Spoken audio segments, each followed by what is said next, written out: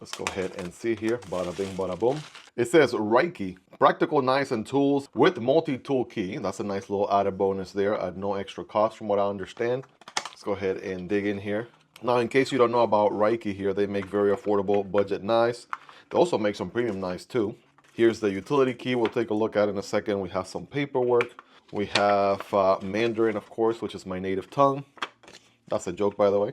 And here is the knife. So yeah, this is a nice little value add. I think I got another one on a keychain already. This will be a second one I'm going to throw on my truck keys.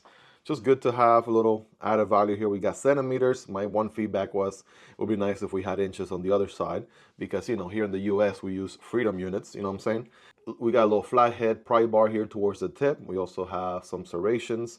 Then we have a little hexagonal pattern here for different nuts you can tighten or loosen up with this bad boy. And it might even, I want to say as far as a bottle opener right here. And then just nice and easy, carabiner style. Throw it on your keys, on your backpack, what have you. Nice little multi-tool on the go, if you would. But let's check out the knife here. Let's go ahead and take a look. Bada bing, bada boom. This one comes with tags, you know, kind of like those shoes some people wear and they don't remove their tags. Yeah, we're just gonna we're gonna go ahead and do that right away here. All right, kind of like removing tags from a shirt or a pair of jeans. Here we go. It's a new model from RUIKE. Again, not to be confused with RIKE. R-I-K-E. That's a different brand without the U. But we have this tan looking G10 here. Not the same old boring G10 from some years ago. This one's got some contouring here, different levels, right? Both top and bottom. Also very grippy, of course, as you would expect. We have a back flipper here, interestingly, with no jimping there. And we do have a little notch right there. That's an interesting feature we saw on a similar model here some videos ago. We'll see that in a second. We got thumb studs for deployment, pocket clip here. I want to say not reversible for the other side because there's a little bit of a cutout here on the G10 handle for it, but otherwise pretty deep carry, right? Decent enough. And that's your lanyard hole. It's a little bit on the smaller side, but you can make it work if anything. Matching G10 backspacer and a hell of exposed liners, to say the least. So let's go ahead and send it here. If you're ready, I'm ready. Bam! All right, oof, baby, check it out.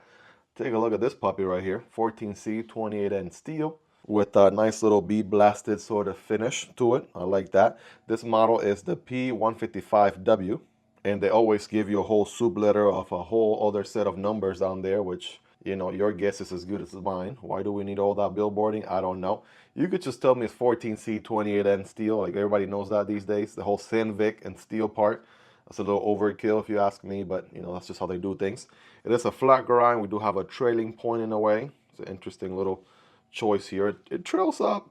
I don't know. It's a little arguable here. Get the blade police out here after they arrest Metal Complex because it's kind of like a clip point, but a harpoon at the same time. Definitely quite the interesting choice for sure. You end up with some good belly here for sure, and a pokey tip, right? Like your favorite YouTuber says here on the platform. We have a liner lock. It is good access here from the show side. It is jimped, easy to get at and disengage. You do have to clear the flipper tab on the close to be able to disengage this bad boy. And I would say that engagement is a good solid, what are we saying here, like a 45-ish, 50% engagement or so. You can see the D10 ball there and everything. Thumb deployment, that's good. Nice, comfortable thumb studs there. Check that out. Spidey flick. Okay, hold on a second. Hold the phone. Okay, trying to get at it with the nail didn't work. So let's go ahead and get out of here with the meat of the middle finger. And that's where it's at with this one here. It's a little bit closer to the actual handle. So again, trying to get at it with the nail. It's possible. There we go. Conclusion, it is possible. There we go. You just really have to add a lot of pressure and build a lot of tension there in order to get it going. So at least 2, 3 deployment options here. 2 with thumb studs, 1 with the back flipper. You can, there we go, miss the back flipper just like that. That's where the jimping comes in, right? A little bit of jimping on the back flipper would have certainly helped. But you can light switch this sucker all day. If you push button it, yeah, you can feel it. Yep, it is possible. So just light switching it all day, you should be good to go. So on the close, I guess you can make a drop shot. That is possible. Just a little bit of a shake there should do the trick, no doubt about it. Drop the flipper tab on your nail and then just close it the rest of the way. Now, ergos, yeah, we got handle here for days, ladies and gentlemen. My KFC Spork size hands are not going to do this thing justice. We absolutely have plenty of handle here for a 6 finger if we had one. And yes, some people do have 6 fingers. I'm telling you, I know somebody that has a 6 little, it's like an extra pinky coming out of their pinky finger. So people like that are out there, I'm telling you. You can forward choke here with this nice little finger choil situation, thumb behind the harpoon. That just feels the best for this type of grip here on this knife. Curvature downward on the handle, that's good. Absolutely very comfortable. And I almost forgot we had a pocket clip. That's really good. So I'm gonna go solid 9.5 out of 10. Pocket clip sits nice and low, and it just has just the right amount of bill, right? Nothing too crazy that's gonna get cut up or catch on something. Just nice and low, and just a very, very low profile pocket clip. Absolutely translates into a comfortable experience. So yeah, this thing is pretty comfortable, pretty grippy, very capable. I want to say large knife here from RUIKE to start us off. I'm gonna set it down here so you guys can take a closer look. Miguel, you move the knife around too much, man. I want to take a closer look at the knife, man. All right, fam, I got you. It's definitely, you know, even though it doesn't trail up a lot, definitely somehow gives you, I don't know, at least me personally, some Persian vibes in a way.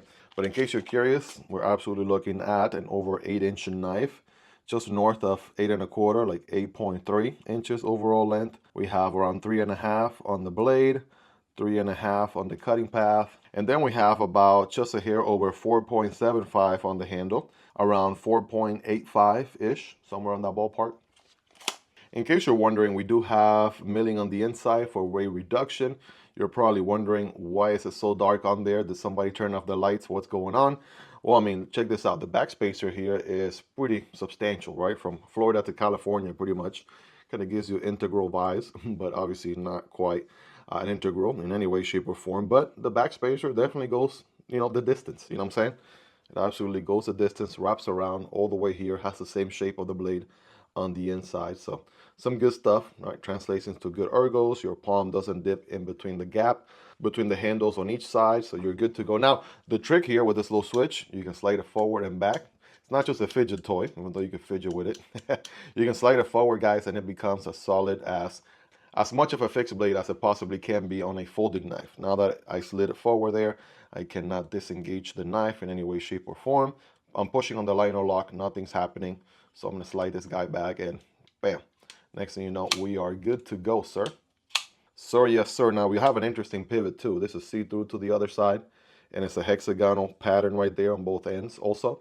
All in all, this thing is very, very affordable, very capable knife for the money. Great value proposition for sure.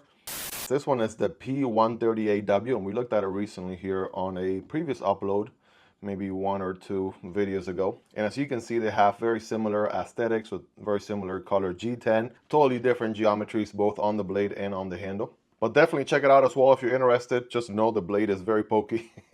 That goes without saying, and it's also very affordable as well. It would absolutely not break the bank. And if you're into this kind of geometry, I mean, it's absolutely a no-brainer. It also has the blade locking feature as well. You can slide this guy forward, makes it a locked blade, and you can slide it back and you'll be able to fold it as usual.